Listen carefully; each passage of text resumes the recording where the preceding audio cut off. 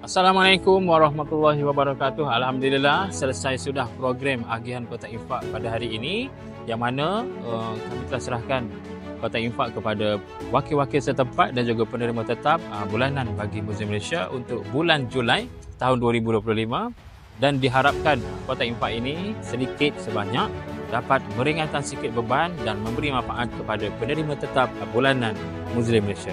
Terima kasihlah kepada tim Muslim Malaysia mari patuh kepada kampung ni dua orang pakai miskin. Hari ini saya menerima bermaknanya 10 kotak infak untuk bagi kepada kampung yang menerima setiap bulan.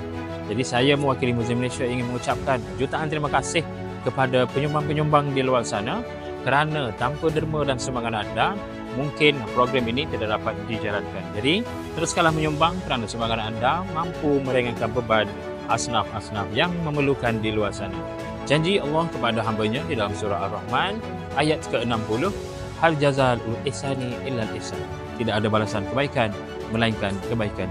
Jadi sekian sahaja daripada saya, Khairul Hafizi bin Zawawi daripada Museum Malaysia. Assalamualaikum dan terima kasih.